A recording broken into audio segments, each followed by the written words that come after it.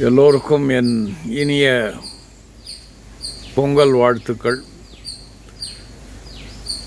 60 வயதை தாண்டி 70 நோக்கி வேகமாக இந்த வாழ்க்கை பயணத்தில் ஓடோடி கொண்டிருக்கிறோம்.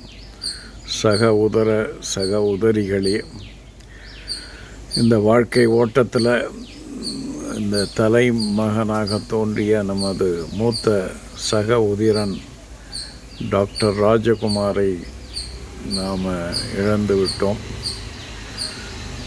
ஆனால் பல புதிய உறவுகள் நமக்கு வந்திருக்குது. நாமெல்லாம் பிள்ளைகளை எல்லாம் பெற்றெடுத்து அந்த பிள்ளைகளுக்கும் பேரன் பேத்திகள்லாம் வந்து தாத்தா பாட்டியாக மாறிவிட்டோம். இளமை காலங்களில் எப்படி பொங்கல் கொண்டாடணும்னு என்னுடைய மனதில் அந்த ஓட்டம் திரும்பி பார்க்கிறேன். ஒரு 6-7 வயது சிறுவனாக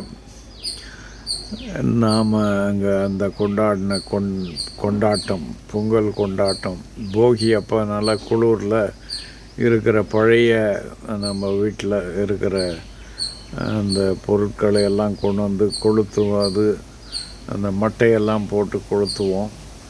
அதில் குளிர் காயும். அப்புறம் அதிலே வெந்நீரை வேர்த்த வச்சு வெந்நீர் அடுப்பு, அந்த வெந்நீரில் குளித்து விட்டு அப்பா அம்மாவும் ஆண்டாள் ஆயா எல்லோரும் கூப்பிட்டு எல்லாம் பொங்கல் அந்த சூரியன் வரப்போ ஒரு அந்த காலையிலேயே அந்த பால் பொங்கின உடனே அதை எடுத்துக்கின்னு போய் அந்த வேப்ப மரத்துக்கு எல்லாம் படைச்சி எல்லாரையும் கூப்பிடுவாங்க. அதை பார்த்த நினைவுகள். அடுத்த நாள் பொங்கல் வரும். பொங்கலுக்கு எல்லாம் நிறைய விருந்தினர்கள் எல்லாம் வருவாங்க. பொங்கலோ பொங்கல் என்று கத்தி மகிழ்ந்த காலங்கள். அப்புறம் மாட்டு பொங்கல் வரும். நம்ம வீட்டில் நிறைய மாட்டு பொங்கல் ரேஸெல்லாம் விட்டு மாட்டு பொங்கலை நன்றாக அனுபவிப்போம். அதற்கு அப்புறம் காணும் பொங்கல்னு நிறையா பேர் காசு கேட்டு வருவாங்க.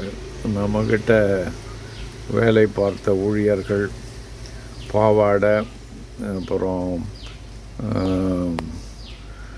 நிறைய பேர் ஞாபகம் இப்போத்துக்கு சொல்கிற அளவுக்கு பாவாடை வராரு, தொப்பலான்னு இருப்பார், கட்டச்சி, அப்புறம் நமக்கு ராஜகோபால், முனுசாமி அப்படின்னு நமக்கு தெரிஞ்ச வேலையாட்கள், நம்முடன் வேலை செய்தவர்கள் எல்லாம் வந்து பொங்க காசு வாங்கின்னு போவாங்க. அடுத்த நாள் ஆற்று திருவிழா. 2 சாமி வரும். ஒன்று வண்டிப்பாளையம் முருகர், அடுத்தது ஊத்துக்காட்டம்மன். இது ரெண்டுமே நிறைய அந்த ஆற்று திருவிழா நம்ம வீட்டில் கோலாகலமாக நடக்கும். மண்டபடி என்ன சொல்லுவாங்க, அதெல்லாம் நடந்தது இருக்கும்.